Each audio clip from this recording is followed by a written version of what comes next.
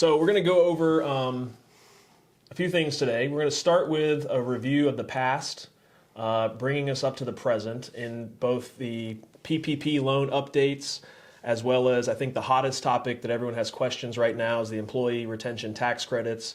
And then at a high level, we're going to go over what has been proposed by the new Biden administration for tax law changes. Nothing is in effect.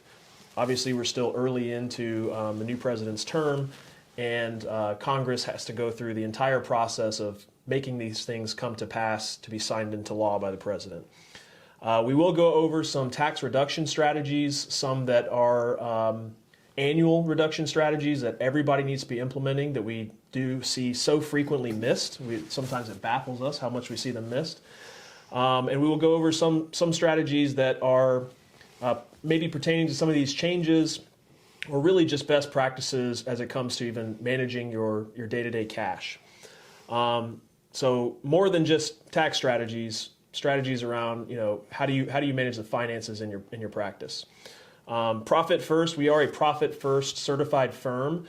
If you're not aware of that, we'll talk about that at the end of today. We've got a special gift for everyone who attends this webinar this evening that we would love to give you at the end of this webinar, so stay tuned for that. And we will pause periodically for Q&A. In the role, Brent, our head CPA in the firm, is going to handle most of the content. I will be handling the chat room and interject periodically. So if you have questions, please post them in the chat, and I'll bring them up as we go through the content. If the questions pertain to the slide that's up, we'll try to monitor that and move slowly so that we can cover as much as possible. And I think Carter will also keep a log of those, and we will respond outside of the webinar for anybody that needs some assistance.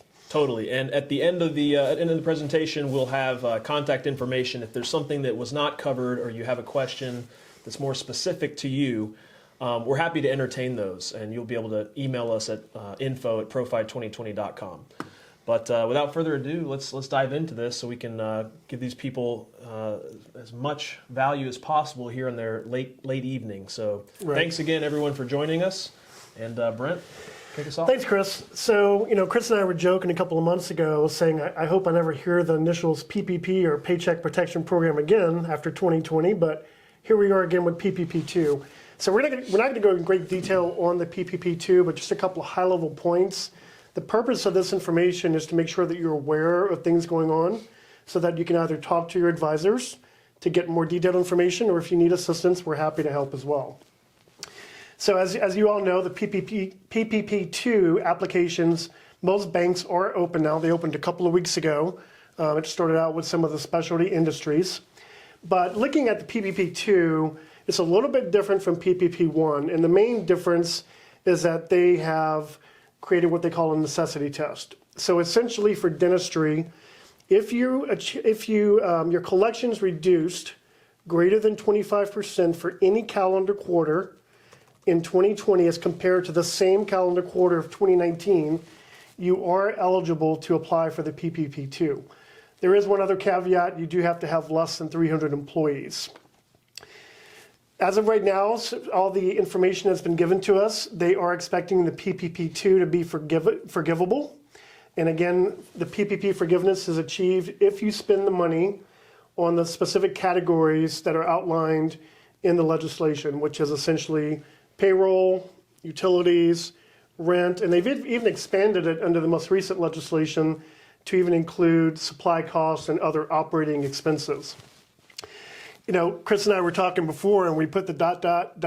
after the second line here, and we just want to give our personal opinion on what we foresee. So laws are passed by Congress, and then they are constantly changed. And we do these presentations, and this could change tomorrow.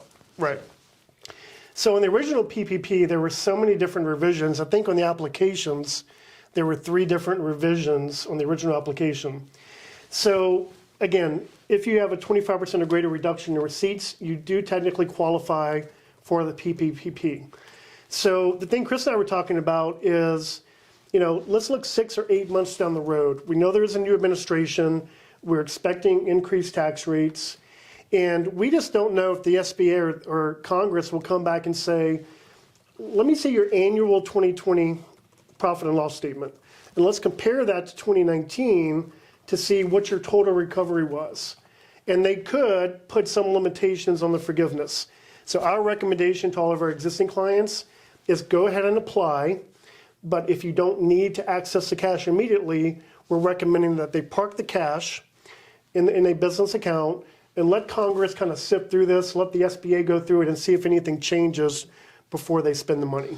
So again, in summary, all of dentistry pretty much qualifies because you have to compare, one quarter in the calendar year of 2020 to one quarter in the calendar year of 2019. Right. And that was Q2 for pretty much all of dentistry. So we know they're going to qualify to get the funds. Just as of last week, we didn't know if it was going to be forgiven or deductibility, if that rule was going to be the same. It appears now that there's no Every indication is that it will. The only thing we still don't know is maybe any gotchas on the necessity test. Okay, that is the one clause that kind of scares me because of the 300 or so practices that we monitor. I would say the majority of them rebounded quite well. I mean, some outliers that were still down maybe 30%, but most of them we saw only down like 15%, even to the other side of even practices that thrived and grew and were up 5 or 10% for the year. So the real question though is, they can change the rules after you've already received the money. All the rules are not laid out in front of you up front.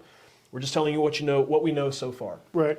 And the one qualification I would give you is I do not expect most orthodontists to qualify because of their contract receivables. So a lot of the orthodontists may not even experience the real lag until the next few months. So that's one thing that if you're an orthodontist, I would not expect most of them to qualify. Agreed. So one thing we're going to talk about in a minute is probably the hottest topic. I can't even tell you how many phone calls and texts I get a day about the employee retention tax credit. So I want to put a couple of things out here. If you have not applied for PPP forgiveness, and maybe you've been hounding your bank to submit the application, I would say put the brakes on.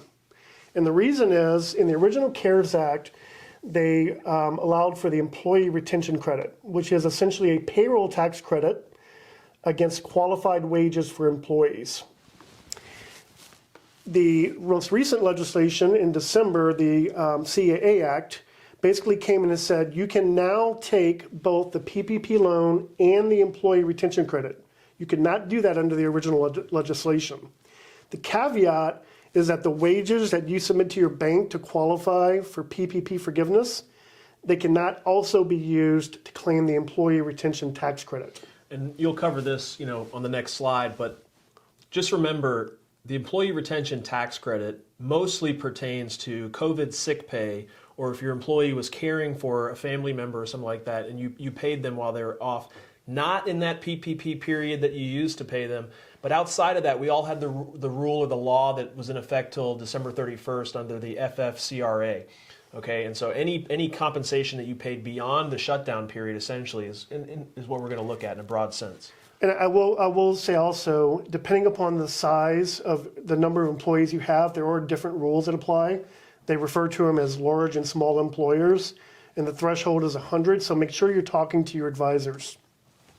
So I'm going to explain the employee retention credit in a second, but under the PPP forgiveness, you are required to spend at least 60% on payroll cost, which means 40% can be spent on rent, utilities, supply cost, even operational expenses. So if you haven't applied for forgiveness yet, I would say to minimize the amount of wages that you're submitting on your PPP application. So keep it to the 60% if you can, and then the remainder of the forgiveness should be used with these other expenses. And again, the reason is so that we can maximize the PPP forgiveness and the employee retention credit. It's chess, you got to play the game. It is. So what is the employee retention credit? So it's a fully refundable credit for you as an employer for up to 50% of qualified wages paid to your employees after March 12th of 2020 and before December 31st of 2020. These wages do include certain health care expenses, there is certain criteria you have to meet in order to claim the employee retention credit. Number one, operations were fully or partially suspended by government mandate. Now, I want to qualify that. So a government mandate means an issue by the governor. It does not mean the ADA recommended it or some other regulatory body recommended it. It has to be by government mandate. So I know there are a few states that there was actually not a government mandate, so be careful of that, depending upon which state you're in. And again, talk to your advisors, hopefully you're already talking to them, to make sure you do qualify. Or, and this is a big one because originally when it came out, we thought you had to meet both of these tests. So either suspended by government mandate or your collections decreased by 50% or more for any calendar quarter in 2020 compared to the same calendar quarter in 2019. And please pay special attention, calendar quarter, so April, May, June, July, August, September, you cannot just pick a random quarter. You can't pick a random 3 months. Correct, Okay. correct. So for 2020, the maximum wages that you're allowed to be eligible for the credit is $10,000. So the max credit per employee for the entire year is $5,000. And again, most people will qualify under quarter two. Now, you do need to think about the fact that March 12th through the end of March is actually in the first quarter. So depending upon your specific situation, you may be able to claim some of those wages that were paid starting March 12th. Can you just repeat that slowly? Is it $10,000 is the max amount that the company can actually get, that the business owner can get back, or is it this $5,000 per employee? How does that cap? Say that again. So the maximum amount of wages that you've paid to an employee is capped at $10,000. So the credit is capped at up to 50% of that amount. Okay. So the credit is $5,000 maximum. The other thing I'll say is this this period. I don't think this is going to pertain to most of dentistry. There are maybe some practices out there still struggling in certain states, maybe California, New York, New Jersey, the Northeast. I think they are extending this period instead of from March 12th of 2020 to December 31st, actually looking at it for a full year of March to March. I've read that. I don't know if it's officially in place yet. So if anybody on here has heard Chris and I talk, we go back and forth, so you kind of stole my thunder. But the most recent legislation did make a few changes. Number one, the legislation allowed you to take the employee retention credit proactively, and you could also use a PPP. Number two, it extended the eligible period from January 1st of 2021 through June 30th of 2021. So Q1. This little guy up here whispered that to me. And Q2, yeah, like I said, okay. And Q2 of 2021. I will tell you that I do not expect many of our dentists to qualify for that because their collections must have decreased by 20% in Q1 or 2 of 2021 compared to the prior year. And I don't see it with the results we're getting from our doctors. The maximum wage eligible for the credit increased to $10,000 per quarter. Remember, during 2021, the maximum wages was $10,000 for the entire year. For 2021, it's $10,000 per quarter. And in addition, Repeat that one more time, because I think you said 2021 twice. So in 2020, the maximum credit was $5,000 for the entire year. For 2021, the wages that are eligible is per quarter. So you could take $10,000 and compute the credit in Q1 and Q2. So that's the official rule, but we don't think a lot of dentistry is going to be applicable to that anyway. In addition, the maximum credit per employee is increased to $7,000 per quarter. So in 2020, maximum credit is $5,000. 2021, if you qualify, theoretically, per employee, the credit could be up to $14,000. And again, these rules are highly complex. It does take strategic planning to figure out how to maximize the ERTC and the PPP. It's not as easy as just pushing a button. There's a lot of analytics that goes into it. Now, before we move on, can you just speak real quickly about how this 2020 tax filing season is different that we're going to be about to deal with now? For those of you who don't know, the IRS delayed the filing season until the 12th of this month, February 12th, 2-week delay. So nothing can even be submitted by any CPAs. But we're anticipating, we're waiting on the IRS, and the reason for this delay, waiting on them to send us what kind of new forms they're going to be involving. Clearly, I don't think it's going to involve much PPP because, well, at least for our clients, most everyone is having their loans forgiven and they're not deductible. But this employee retention tax credit, everyone is very, very eager to get to this tax credit. And they're like, how do I cash in on it now? Well, it's something you do at filing time. It's applied against your 2020 taxable income. And there's probably going to be some new forms. Have you heard anything or seen anything on how much more paperwork we've got to do? So in regards to the employee retention credit, it is a payroll tax credit. So the way that you receive the credit is actually by amending prior payroll returns.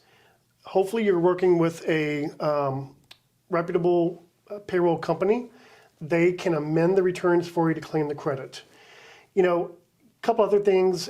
There's going to be a lot of changes in the tax filing season. You know, they delayed the tax season because the IRS had to reprogram the computers. They had to create the new forms. I truly expect the IRS to probably come in and even extend tax season again.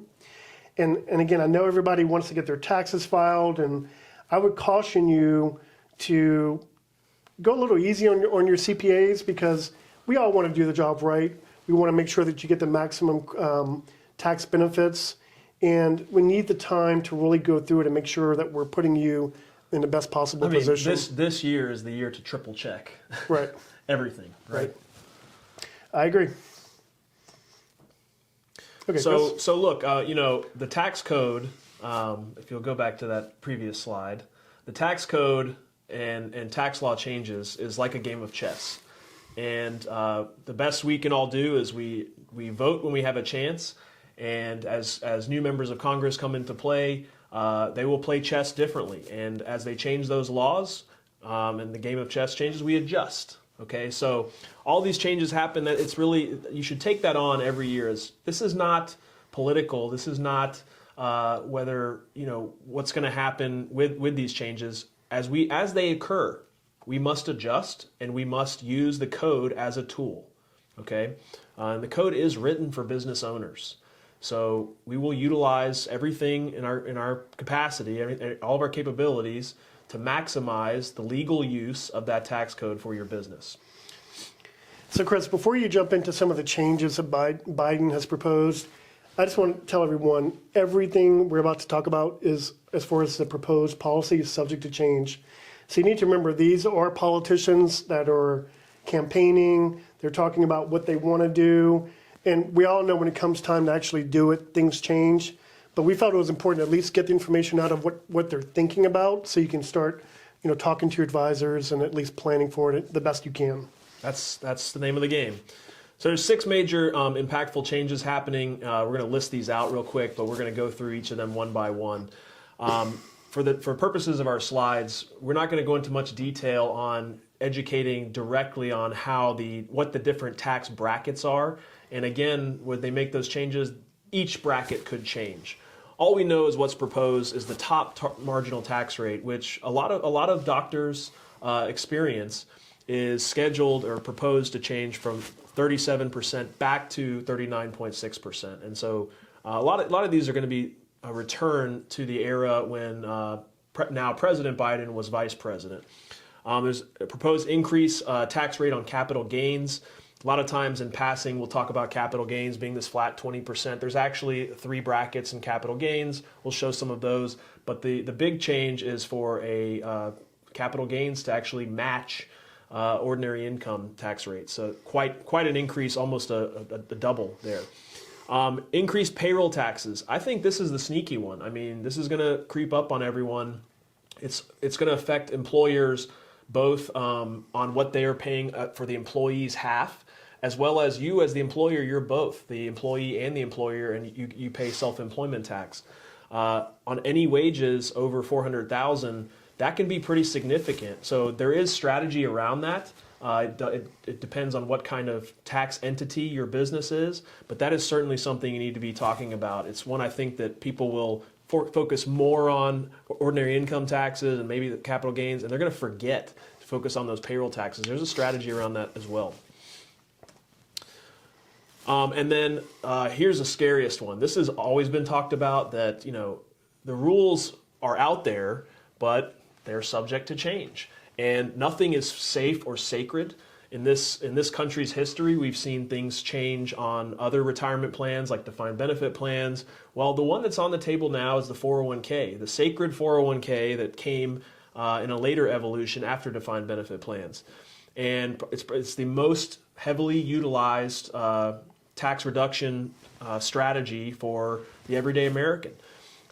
It potentially could be replaced, instead of getting a deduction, capping it, okay, with a tax credit equal to 26% of the deferral amount you put away. So instead of getting that full almost 40% tax deduction on the 19,500 or 20,000 that you're able to put away in this calendar year, you might actually get limited on that. So that's another like double whammy. Repeal of the QBI deduction. Brent, this is one that even me, this QBI, I think it totally confused us, because it applies to a lot of people, but it doesn't really apply to our business personally. It doesn't apply to any service, or in dentistry, it typically does not apply. And we see this error on a lot of returns that come through. Can you maybe give a little snippet of that QBI deduction, and if it's going to apply to anyone? Yes, so essentially the QBI deduction, some people may call it the flow-through deduction, the pass-through deduction. It came into play under Trump's tax law changes, and was really kind of thrown in there at the last minute, because all of the original tax talk was about giving corporations tax breaks. Well, this country is made up of mostly small businesses. So the lobbyists were out there saying, what about us? So at the last minute, they threw in this 20% deduction. And basically what it says is if you have an entity such as a partnership, a sole proprietorship, or an S corporation, income that flows through to you personally, you are eligible to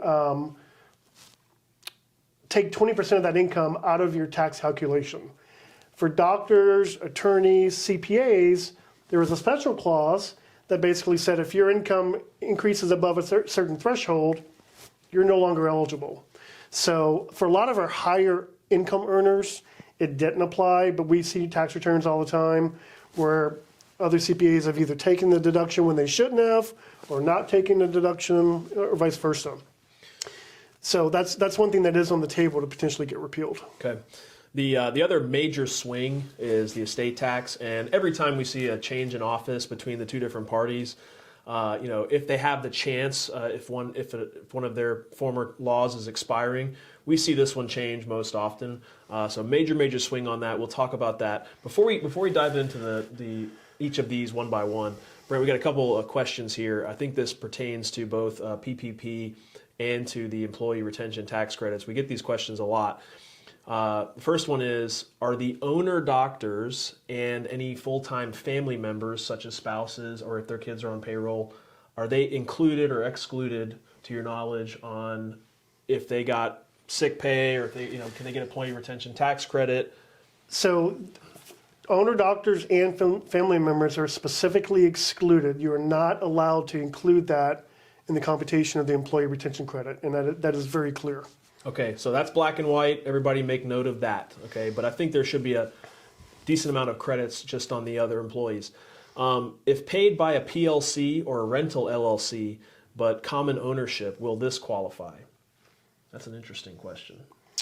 Qualify for the... I'm assuming they're talking about will their compensation paid qualify for employee tax credits, which the way I read it, the answer would be no. I've not looked into that specifically. We could follow up with whoever asked that question afterwards. Yeah, if we don't cover that, we don't give you a satisfactory answer, or maybe we're not clear on your question, please email that question in more detail about your personal situation. info@profi2020.com, PROFI2020.com. All right, let's dive into these, Brent. Okay. So the first one is related to the higher maximum income tax rate. So currently the maximum rate is 37%. So under Biden's proposal, he is talking about increasing that or repealing it back to the pre-administration levels of 39.6%. So effectively for high income earners, it's about a 2.6% increase in your income tax liability. In addition, he is talking about compressing the bracket so that currently you don't hit that top tax rate till you get to $500,000. He wants to lower that to $400,000. 400,000 seems to be the common number. This is everything applies to. Right. We don't see many C corporations these days, but the current law, the corporations are taxed at a maximum rate of 21%. Under Biden, he wants to increase that to 28%. Some states that don't recognize S corps, in most cases these should be LLCs or Schedule C filers, but we do find C corps in states like Tennessee, for example. And if this does apply to you, it is something to be paying attention to. Right. So itemized deductions, there is a special limitation called the PAs limitation. And essentially what it is it is a limitation on the amount of itemized deductions you can claim if you're a high income earner.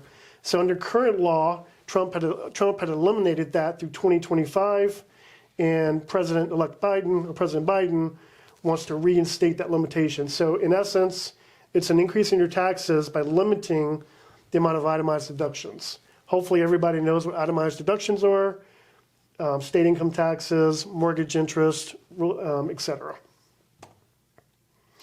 On the increased capital gains tax, so as Chris mentioned, there's actually 3 levels of tax depending upon your specific income range. Everybody always talks about the 20% flat rate. So what Biden has proposed for any earners over $1 million, he wants to take that 20% capital gains rate and tax their income at the ordinary tax rate of 39.6. So this is a big deal, especially if you've got any practices that are considering selling in the future. There is a lot of strategy and planning that needs to go into that. I mean, any practices, any business owners, any individuals, anyone that has a total taxable income over 400,000, now all of their capital gains is all, just forget the capital gains rate. It's all at ordinary income. Right. Proposed, we should Proposed. say, right? So on the estate tax, so currently you're allowed to exclude up to $11,580,000 from estate tax. Anything over the exclusion is taxed at 40%, and there's also what's called a step up in basis. Essentially all that means if someone passes away and then you inherit that property, you get to take a basis in it of the value at the date of death or shortly thereafter. Under Biden, he wants to go back to 2009 levels, which is 3.5 million, and anything over the exclusion rate would be taxed at 55%. So I will tell you, my wife and I personally just met with our state attorney a couple of months ago. We're in the process of looking at all of our things. If you haven't done some kind of planning, hopefully everybody has wills, I would say you definitely want to make that a priority on your list. If this goes through, and assumingly it will, estate taxes are something that do constantly get changed. This is the time to start meeting with an estate planning attorney to discuss trusts and how to, probably specifically irrevocable trusts, how to get them out of your estate. When you talk about your estate size, number one, if you're married and one of you passes away, it automatically goes to your spouse. But you get this deduction, you can apply and get some of this out of your estate per person. If this happens, you need to include your business valuation. You need to include all of the other assets that you own, okay, real estate, personal home, investable assets, and you need to include any life insurance you have on yourself. And understand that would all become part of the estate if something happens to one of you. And then you can take action on the first to die, and you can take action on the second to die. So that's something I'm very enthusiastic about. It is complex. You do need to consult with both CPA and your attorney congruently together. Right.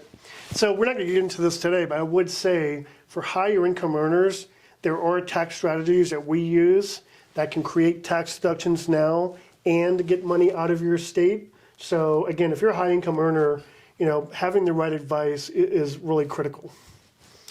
We'll pause real quick for another question before we jump into this next slide. So clarity on the previous question. Rent, when you talk about rent being part of I think this was around the PPP money.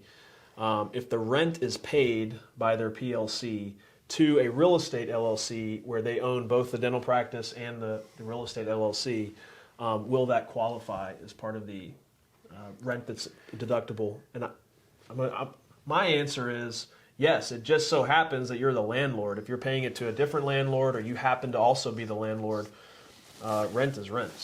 So it's a little bit of a complicated question because when we originally went through the PPP rounds, there was a lot of talk. It's essentially what we call self-rental. So you're renting the building to yourself, just in different entities. And if you had an SBA loan where the SBA came in and picked up and made your payments for 6 months, a lot of banks were confused in talking about whether or not they would exclude that rent from the forgivable amount. Every indication I've gotten from bankers is that they did end up including it. So to my knowledge, it would be included. Cool. Moving on. Okay. Increased Social Security taxes. So right now, as an employer, when you pay your employees, the employee pays half of the FICA and Medicare, and you pay half, or the payroll taxes. And that is capped up to about $137,000. Under Biden's rule, once you hit the $400,000, they're going to re-implement the 12.4% Social Security tax. So there's going to be this black hole where you're not paying, but then it will kick in above $400,000. And for those of you that are S corporations, hopefully no one on here is paying themselves a wage of over $400,000, but there is planning available with the S corporations to get around this. And if you're not an S corporation and you're in a state that allows it, and you have tax basis, important topic, then you need to be talking with your accounting professional about making that S election. It's not automatic. There are rules around doing it. Let me say this. I mean, basically, look, our unemployment systems and at state level, they're basically bankrupted. Okay, that's what happened. That's why we passed the CARES Act. And additionally, you know, Social Security has already always been bankrupted. It basically takes 4 working people to pay for 1 retiree. It's the most legalized Ponzi scheme we have, but we hope it sticks around, and we need to support our retirees. So this is going to happen. I mean, this, to me, of course, it has to be passed, but this is where they start finding unique, tricky ways to get the money. You know, when all this PPP came out, we're always saying there's no such thing as free money. They're going to get their money back one way or another. It may take a little time, but unfortunately, they're going to get it back. You know, the IRS is understaffed. We've talked about that a lot, but they've already announced they anticipate, they desire, in other words, to have 50% more audits in the year of 2021 compared to 2020. So Right. The audits have been down for a long time as they're understaffed, but part of going into debt as a country and having these problems is you create more government jobs, and I anticipate the IRS staffing up here in the next few years. I think they will. So let's talk about some ways to reduce your taxable income. And these are things that you should really be doing every year, but we want to remind you of these. They become even more important now that the tax rates are potentially going to go up.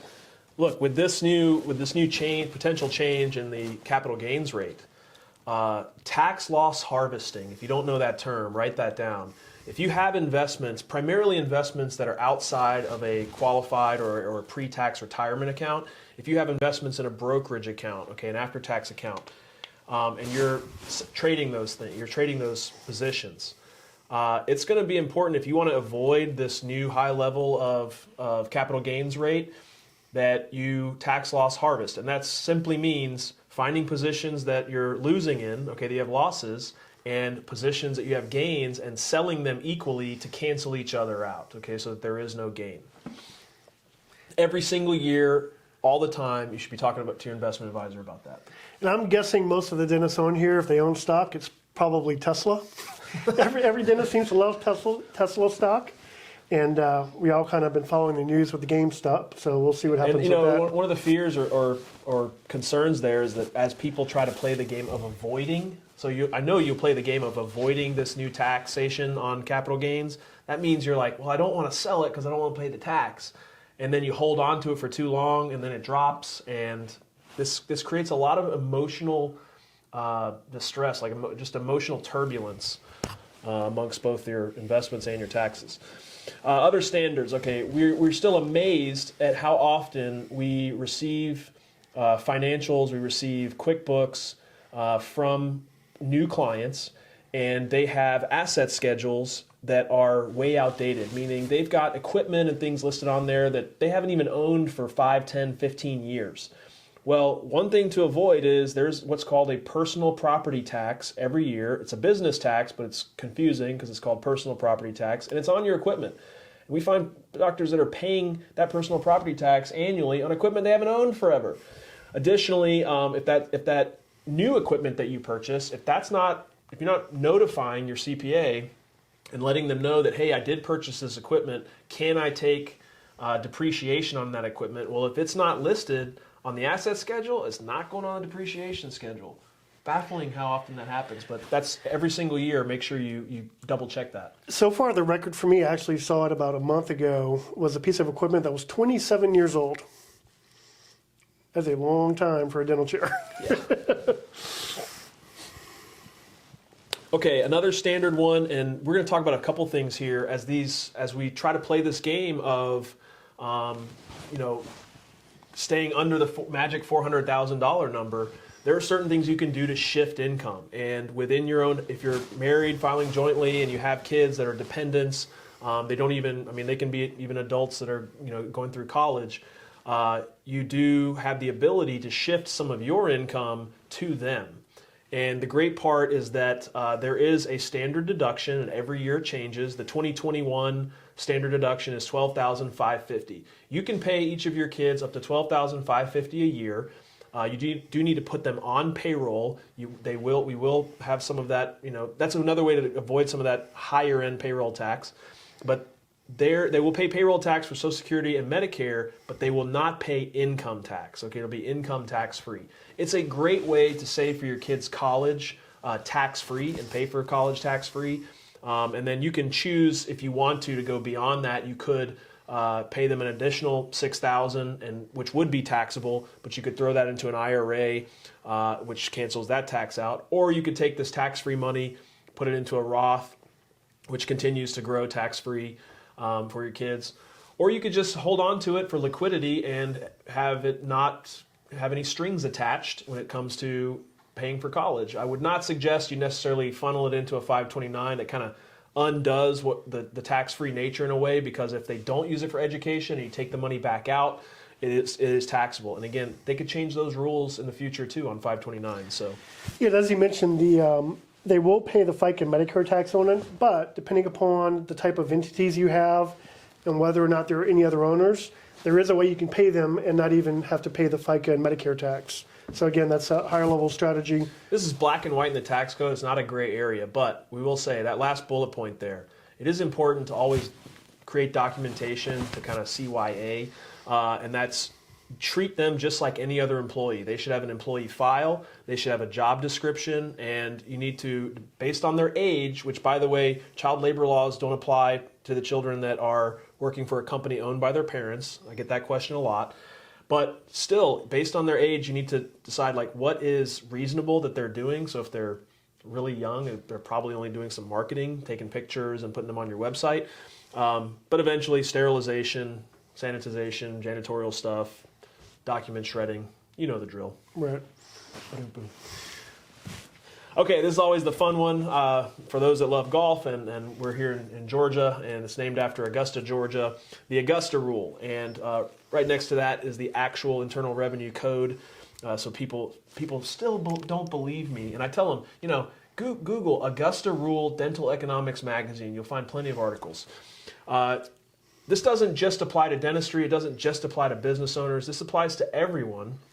You can receive rental income on your personal residence. Let's just say you put your home up for rent on Airbnb, okay? You can receive up to 14 days of rental income. We try to advise, cap that at around $1,000 a day. If you wanted to have some backup information, you go to your local hotels or high-end places that would rent you like a room that you would meet with all your team in. Find out what the daily rate is, but up as high as $1,000 a day, so $14,000 a year. Well, normally, if that was a wage to you, we would reshift that to rental expense. Or if it was even a distribution that you took, We would, instead of it being a distribution, we would shift that to an expense of the business, bringing the taxable profit down. And it's a double dip for business owners because you get the business deduction of the $14,000 in my example, the deduction in the business, which flows down directly to you, and you get to receive the full $14,000 tax-free. So if you use the $14,000 number, that's about a $5,000 to $5,500 tax savings.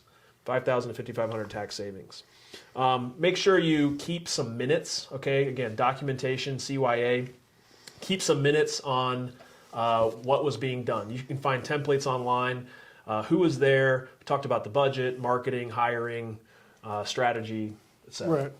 And I will say, I mean, the meetings have to be legitimate. So, you know, if you're not going to hold a meeting, I would not push the limit because you could be audited on it. And the reason we have the meeting notes is so if you are audited, you can provide them proof very quickly of the meeting that occurred and what you discussed. You want to do cost seg?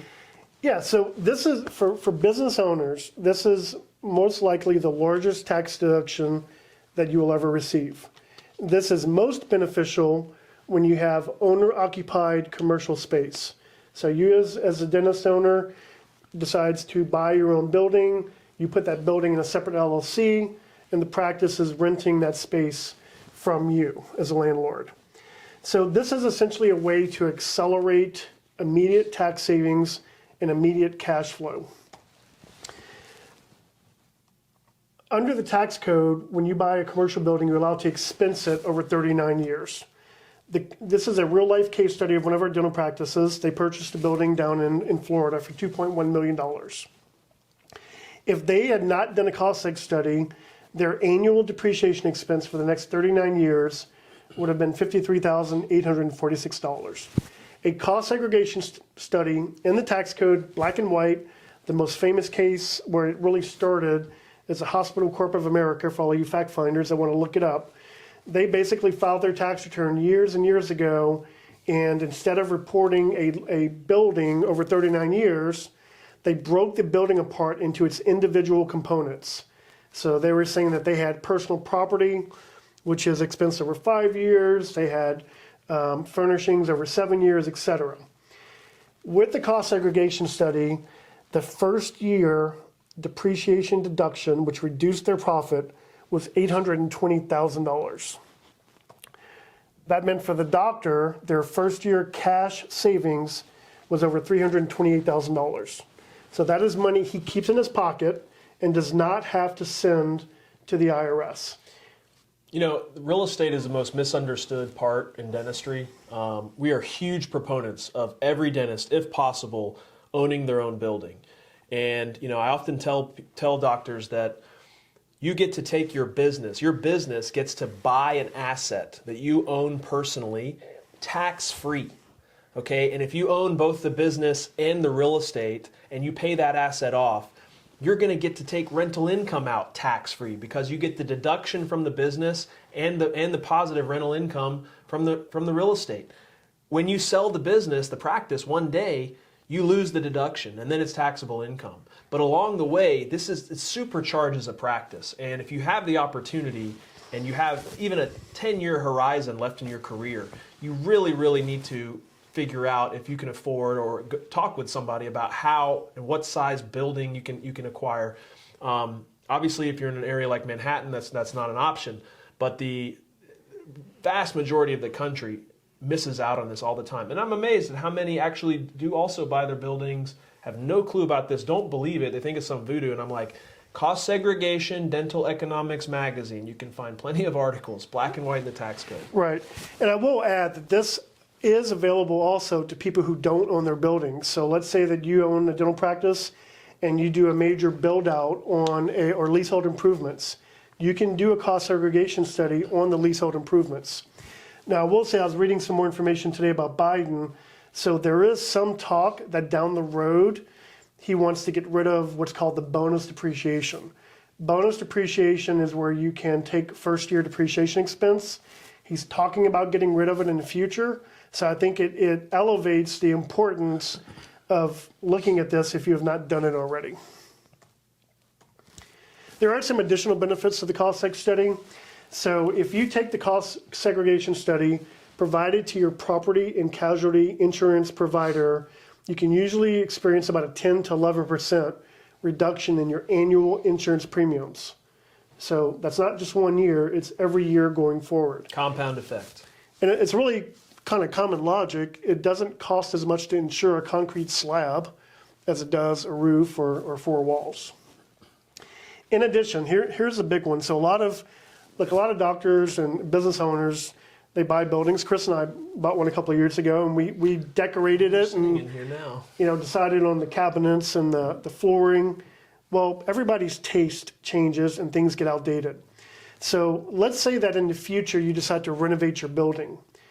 Without the cost segregation study, you will not be able to get rid of that old asset off of your books. So in essence, you'll have an asset that you no longer own that's still being depreciated, and the new asset, which is whatever you renovated, on your books. So the cost seg study is highly important for multiple reasons besides the first year. I can't stress it enough on the building. I mean, if this is the year, we're going to talk about this in a slide in just a second, that this is the year that profit matters even more than ever. Cash matters, saving cash and leaving cash in the business matters. And as you're looking for major tax deductions with these new tax law changes, it is absolutely one of the most impactful strategies that you can have. So hopefully you will heed this advice and save some cash to prepare to buy a building. I think the market is very high. Construction costs are very high. Who knows if or when we have any kind of downturn, but when that happens, those with cash will capitalize on the opportunities and get a building at lower costs and get maximum savings. So Chris, I think we've got about 7 minutes left, so I'm going to let you wrap it up with the last slides. Sure. So look, this is more than just about this year and these new proposed tax changes or the next 4 years. This has always mattered, but COVID really exposed the problems in dentistry. COVID really, showed how much in private business ownership we are not doing some of the healthy strategies or healthy behaviors that we should be doing. February is actually like Heart Healthy Month, and we're trying to share some heart healthy tips here as it pertains to the practice finances, and good financials and good financial habits are at the heart of a good business. Cash matters. Okay, I'm not going to stress. I have to stress this. Most banks before COVID only wanted 1.5 months of expenses in cash, and most of dentistry didn't have that. I mean, dentistry was floundering, scared, waiting for this bailout. Those that had cash were not. And if you believe that it's sound financial advice to have 3 to 6 months of emergency money in personal cash savings, why is it any different in your business? Okay, it should not be. That should be a goal of yours. 3 to 6 months of expenses saved up in cash. Okay, and it's there as opportunity money as well. And you have a clearer mind to make better decisions when you have cash on hand.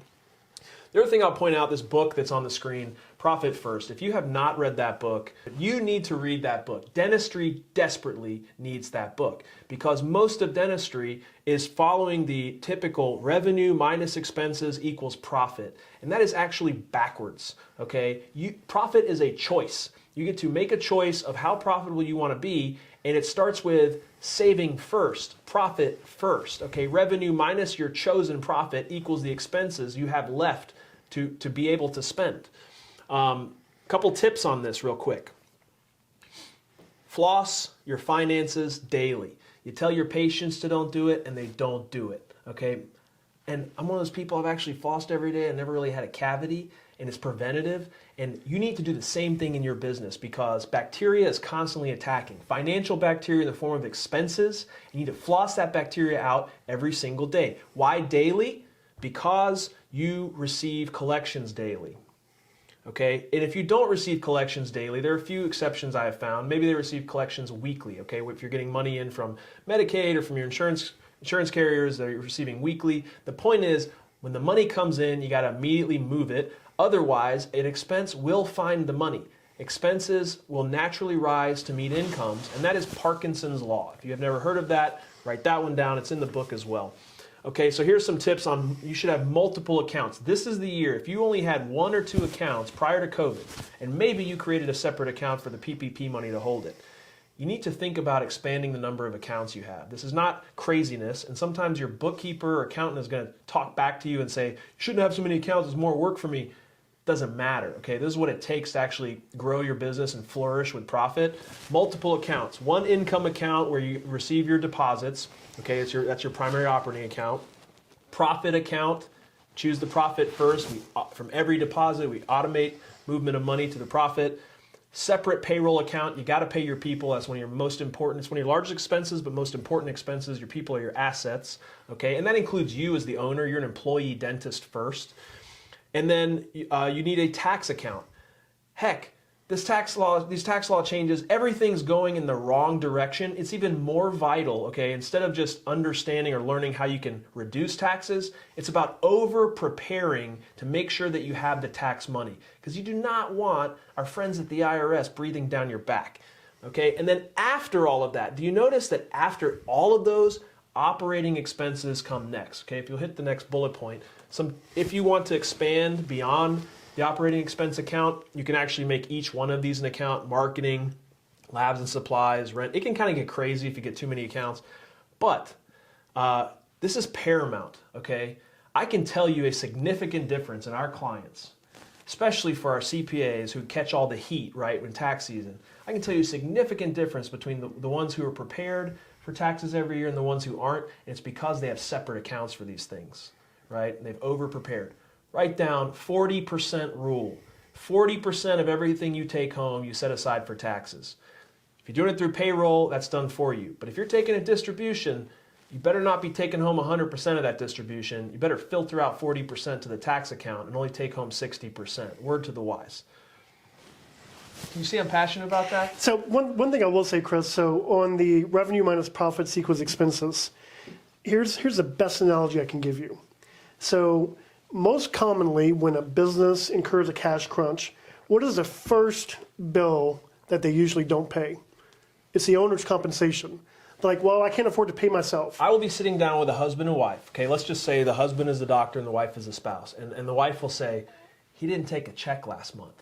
And I look over at the doctor and I go, did you quit? Because you should have quit, right? If you're working for somebody else and didn't get a check, you would have quit. And if you skip a check, okay, because you just can't afford it, you've got a problem. What you're doing is, as an owner, you're actually giving the business a crutch, okay, and saying, oh, I can skip a check. No, the dentist has got to be paid for the work. The business has to be charged for the dentist that did the work first. And dentists take home a payroll check. Owners take home profit. But you got to have profit to be able to take it home. You're not entitled to it.